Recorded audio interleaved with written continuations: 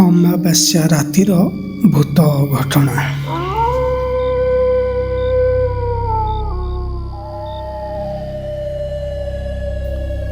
ସେଦିନ ଥିଲା ଅମାବାସ୍ୟା ରାତି।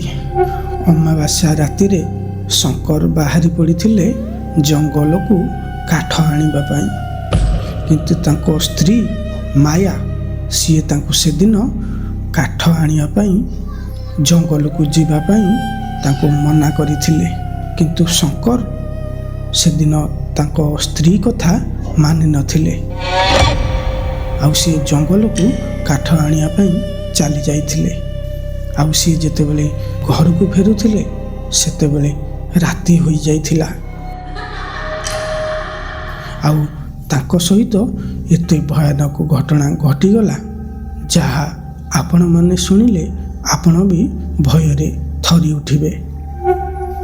ନମସ୍କାର ଦର୍ଶକ ବନ୍ଧୁ, ମୁଁ ରାଜେଶ। ଆପଣମାନେ ଦେଖୁଛନ୍ତି ରିଏଲ ଭୂତ କାହାଣୀ।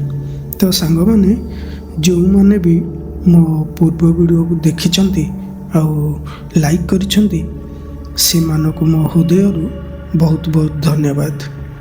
ଆଉ ଏହି କାହାଣୀଟି ଆରମ୍ଭ କରିବା ଆଗରୁ ଆପଣମାନେ ଯଦି ମୋ ଚ୍ୟାନେଲରେ ନୂଆ ଥିବେ ତାହେଲେ ପ୍ଲିଜ୍ ମୋ ଚ୍ୟାନେଲକୁ ଗୋଟେ ସବସ୍କ୍ରାଇବ୍ କରିଦିଅନ୍ତୁ।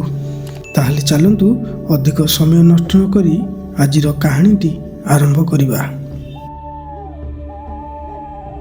ନମସ୍କାର, ମୋ ନାଁ ଶଙ୍କର। ସବୁଦିନ ଭଳି ମୁଁ ସେଦିନ ବି ଜଙ୍ଗଲକୁ କାଠ ଆଣିବା ପାଇଁ ବାହାରି ପଡ଼ିଥାଏ। କିନ୍ତୁ ସେଦିନ ମୋ ସ୍ତ୍ରୀ ମାୟା ମୋତେ ଜଙ୍ଗଲକୁ ଯିବାକୁ ମନା କରୁଥାଏ। କାହିଁକି ନା ସେଦିନ ଥିଲା ଅମାବାସ୍ୟା ରାତି। ସେଥିପାଇଁ ସିଏ ମୋତେ ଜଙ୍ଗଲକୁ ଛାଡ଼ୁନଥାଏ। ଆଉ ବାରମ୍ବାର ମୋତେ ସିଏ ମନା କରୁଥାଏ। ହେଲେ ମୁଁ ତା କଥାକୁ ମାନୁନଥାଏ। କାହିଁକି ନା ଜଙ୍ଗଲରୁ ମୁଁ ସବୁଦିନ କାଠ ହାଣିକି ନେଇକି ଘରକୁ ଆସେ। ଆଜି ଅମାବାସ୍ୟା ରାତି ବୋଲି ମୁଁ କ'ଣ ଡରିଯିବି?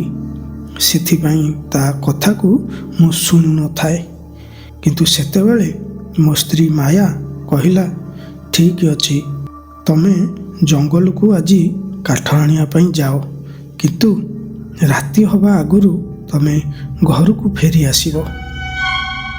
ତାର ଏ କଥା ଶୁଣିଲା ପରେ ମୁଁ କହିଲି, ଠିକ୍ ଅଛି, ମୁଁ ଯେମିତି ହେଲେ ରାତି ହେବା ଆଗରୁ ଘରକୁ ଚାଲି ଆସିବି। ଏମିତି କହି ମୁଁ ବାହାରି ପଡ଼ିଲି ଜଙ୍ଗଲକୁ କାଠ ଆଣିବା ପାଇଁ। ସେତେବେଳେ ଟାଇମ୍ ହୋଇଥାଏ ଦିନ 4ଟା ବେଳ ସମୟ। ଆଉ ମୁଁ ମୋ ସାଇକେଲରେ ଗୋଟେ ଲଣ୍ଠଣକୁ ଓହଳେଇ ଆଗକୁ ଚାଲୁଥାଏ। କାହିଁକି ନା ମୁଁ ଜଙ୍ଗଲରୁ ଫେରୁ ଫେରୁ ଯଦି ରାତି ହୋଇଯିବ, ସେଥିପାଇଁ ମୁଁ ମୋ ସାଥିରେ ଗୋଟେ ଲଣ୍ଠଣ ନେଇଥାଏ।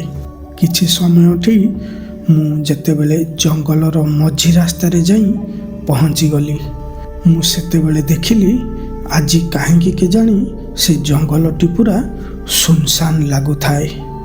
କାହିଁକି ନା ଜଙ୍ଗଲଟି ପୁରା ଶାନ୍ତ ହୋଇଯାଇଥିଲା। ଆଉ କହିବାକୁ ଗଲେ ସେ ଗଛମାନଙ୍କରୁ ଯଦି ଗୋଟେ ବି ପତ୍ର ତଳେ ପଡ଼ିବ ତାହାର ଶବ୍ଦ ମୋ କାନରେ ବାଜୁଥାଏ। ଆଉ ସେତେବେଳେ ମୁଁ ପୁରା ସେ ଜଙ୍ଗଲ ମଝିରେ ହିଁ ଥାଏ।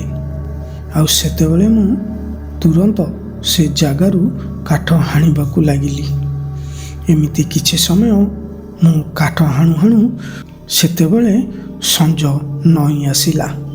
ଆଉ ମୁଁ ଯେତେବେଳେ ଦେଖିଲି କି ଟିକେ ଟିକେ ରାତି ହୋଇ ଆସିଲାଣି, ସେତେବେଳେ ମୁଁ କାଠ ଗୋଛାକୁ ମୋ ସାଇକେଲରେ ବାନ୍ଧିକି ବାହାରି ପଡ଼ିଲି ଘରକୁ ଆସିବା ପାଇଁ।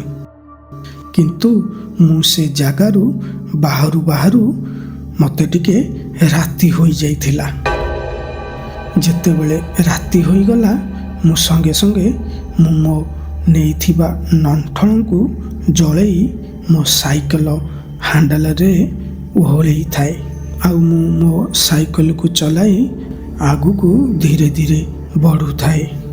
କିନ୍ତୁ ସେଦିନ ଅମାବାସ୍ୟା ରାତି ହେଇଥିବାରୁ ରାସ୍ତାଘାଟ କିଛି ଠିକ୍ ସେ ଦେଖାଯାଉନଥିଲା। ସବୁଆଡ଼େ ପୁରା କିଟକିଟ ଅନ୍ଧାର ହୋଇଥାଏ। ଆଉ ଏପଟେ ବିଲୁଆମାନଙ୍କର ବିକଟାଳ ଭୋକିବାର ଶବ୍ଦ ମୋ କାନରେ ବାଜୁଥାଏ।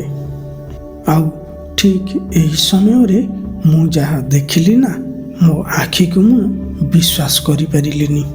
କାହିଁକି ନା ମୁଁ ଜଙ୍ଗଲକୁ ଆସିଲା ସମୟରେ ଯେଉଁ ରାସ୍ତା ଦେଇ ଆସିଥିଲି, ଏବେ ମୁଁ ସେଇ ରାସ୍ତା ଦେଇ ଘରକୁ ଫେରୁଥିଲି।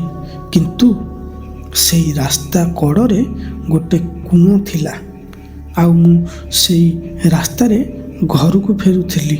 ହେଲେ ଏବେ ଘରକୁ ଫେରିଲା ସମୟରେ ସେ କୂଅକୁ ମୁଁ କିଛି ସମୟ ପୂର୍ବରୁ ପାର କରିକି ଆଗକୁ ଚାଲି ଆସିଥିଲି। କିନ୍ତୁ ଯେତେ ଆଗକୁ ମୁଁ ଆସୁଥାଏ, ପୁଣି ମୁଁ ବୁଲି ବୁଲି ସେଇ କୂଅ ପାଖରେ ଯାଇ ପହଞ୍ଚି ଯାଉଥାଏ। କାହିଁକି କେଜାଣି ମୁଁ ଯେତେ ବି ଚେଷ୍ଟା କରୁଥାଏ ସେ ଜଙ୍ଗଲ ଭିତରୁ ବାହାରକୁ ଆସିବା ପାଇଁ, ମୁଁ ସେ ରାସ୍ତାରୁ ଆଉ ବାହାରକୁ ଆସିପାରୁନଥାଏ। ସେତେବେଳେ ମୁଁ ଭାବୁଥାଏ, ଆରେ ମୁଁ ଯେତେ ଆଗକୁ ଯାଉଛି, ମୁଁ ପୁଣି ସେଇ କୂଅ ପାଖକୁ ପଳେଇ ଆସୁଛି କେମିତି? ସେତେବେଳକୁ ମୁଁ ପୁରା ଡରି ଯାଇଥାଏ। ସେହି ସମୟରେ ମୁଁ ଟିକେ ସାହସ କରି ପୁଣି ସେଇ କୂଅ ପାଖରୁ ଆଗକୁ ସାଇକେଲ ଚଲାଇ ଆଗକୁ ବଢ଼ିବାକୁ ଲାଗିଲି। କିନ୍ତୁ କିଛି ସମୟଠି ମୁଁ ପୁଣି ସେଇ କୂଅ ପାଖରେ ଯାଇ ପହଞ୍ଚିଗଲି। କିନ୍ତୁ ଏଥରକ ମୁଁ ସେଠି ପହଞ୍ଚିଲା ପରେ ସେଠି ଦେଖିଲି ଗୋଟେ ସ୍ତ୍ରୀ ଲୋକ ସେଇ କୂଅ ଉପରେ ବସିଛି।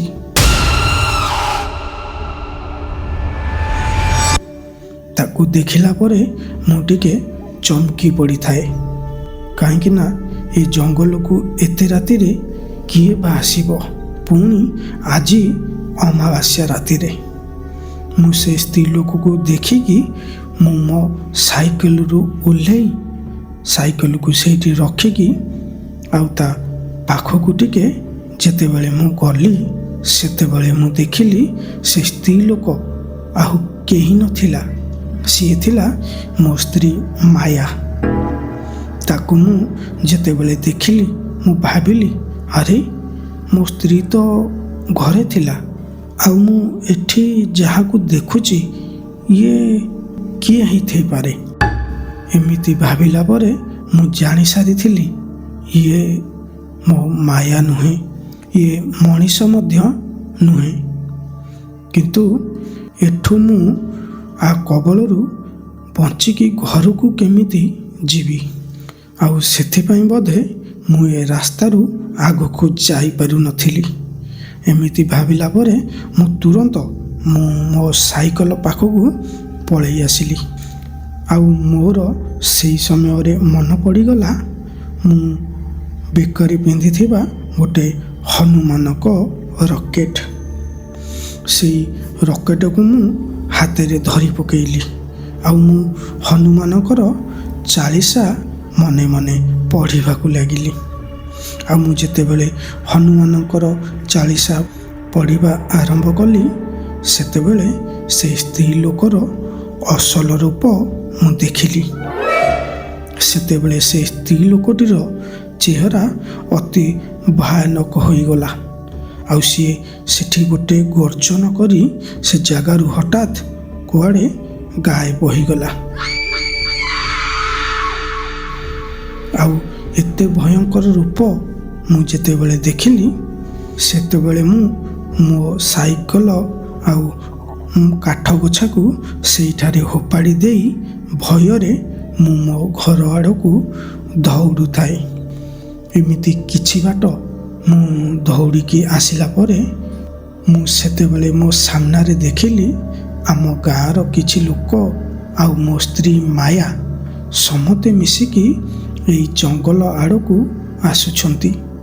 ଆଉ ସେମାନେ ଯେତେବେଳେ ମୋ ପାଖରେ ଆସି ପହଞ୍ଚିଲେ, ସେତେବେଳେ ମୁଁ ଟିକେ ତାଙ୍କୁ ଦେଖିଲା ପରେ ମୋର ଟିକେ ଭୟ ଛାଡ଼ିଲା।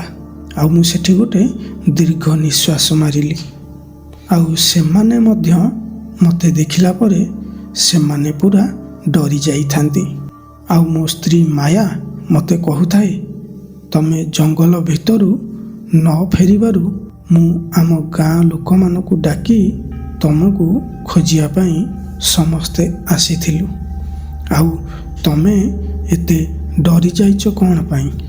କିନ୍ତୁ ମୁଁ ଏତେ ଡରି ଯାଇଥାଏ ଯେ ତାଙ୍କୁ ମୁଁ କିଛି ବି କହିପାରୁନଥାଏ।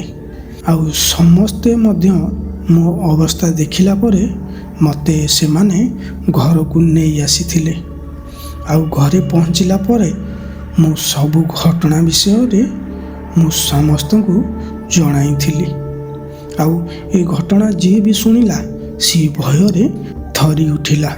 କାହିଁକି ନା ସେଦିନ ରାତିରେ ମୁଁ ଯାହାକୁ ଦେଖିଥିଲି ସିଏ ଥିଲା ଗୋଟେ ଛଲବା। ମାନେ ସିଏ ଗୋଟେ ଏମିତି ଆତ୍ମା ଥିଲା ଯିଏକି ନିଜ ଇଚ୍ଛାରେ ରୂପ ଚେଞ୍ଜ କରେ। ଆଉ ସିଏ ଅତି ଭୟଙ୍କର ଆତ୍ମା ଥିଲା।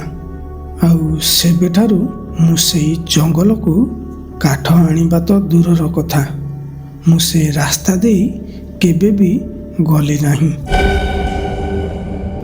ତ ସାଙ୍ଗମାନେ, ଏହି କାହାଣୀଟି ଆପଣମାନଙ୍କୁ କେମିତି ଲାଗିଛି କମେଣ୍ଟ ବକ୍ସରେ ନିହାତି ଜଣାଇବେ। ଆଉ ଯଦି ମୋ ଚ୍ୟାନେଲକୁ ଆପଣମାନେ ନୂଆ ଆସିଥିବେ ତାହେଲେ ମୋ ଚ୍ୟାନେଲକୁ ଗୋଟେ ସବସ୍କ୍ରାଇବ୍ କରିଦେବେ।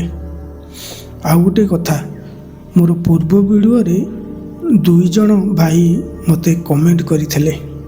ସେମାନଙ୍କୁ ମୋ ହୃଦୟରୁ ବହୁତ ବହୁତ ଧନ୍ୟବାଦ। କିନ୍ତୁ ଯେଉଁମାନେ ବି ମୋତେ କମେଣ୍ଟ କରୁଛନ୍ତି ସେମାନେ ତମମାନଙ୍କର ନାଁ ଆଉ ତମେ କେଉଁଠୁ ଦେଖୁଛ ସେରା ଯଦି ଲେଖିବ, ମୁଁ ଚେଷ୍ଟା କରିବି ନେକ୍ସଟ ଭିଡ଼ିଓରେ ତମମାନଙ୍କର ନାଁ ଆଉ ଗାଁର ଠିକଣା ମୁଁ ଯେମିତି ହେଲେ ମୁଁ ନେକ୍ସଟ ଭିଡ଼ିଓରେ କହିବି। ତ ସାଙ୍ଗମାନେ, ମୋତେ ଏମିତି ସପୋର୍ଟ କରୁଥିବାରୁ ଆପଣମାନଙ୍କୁ ବହୁତ ବହୁତ ଧନ୍ୟବାଦ। ତାହେଲେ ରହୁଛି, ଦେଖା ହେବା ଆଉ ଗୋଟେ ନୂଆ କାହାଣୀରେ। ଜୟ ଜଗନ୍ନାଥ।